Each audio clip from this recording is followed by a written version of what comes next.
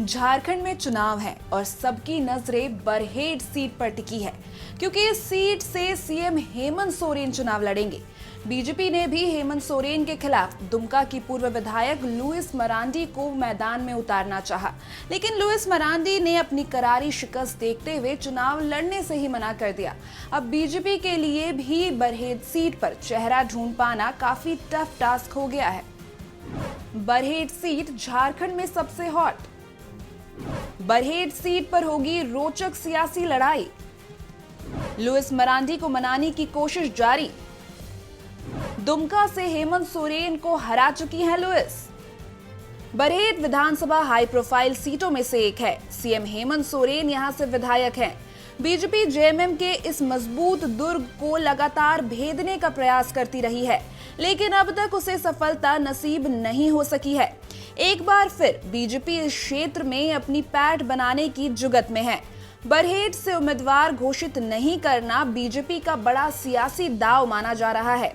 जानकार कहते भी हैं कि इस सीट पर बीजेपी की लुइस मरांडी से हेमंत सोरेन को चुनौती मिल सकती है।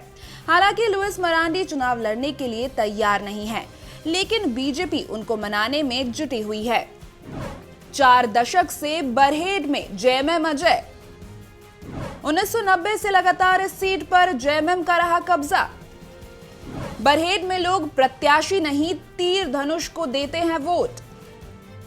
2019 में हेमंत सोरेन ने बीजेपी प्रत्याशी साइमन माल्टो को हराया।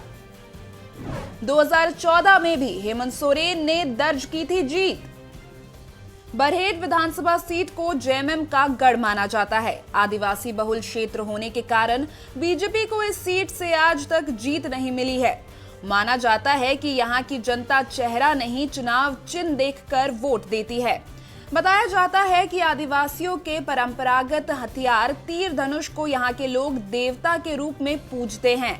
यहां तक कि पूर्व विधायक हेमलाल मुर्मू ने जेएमएम छोड़कर जब बीजेपी के टिकट पर चुनाव लड़ा तो उन्हें भी यहां पराजय का मुंह देखना पड़ा था।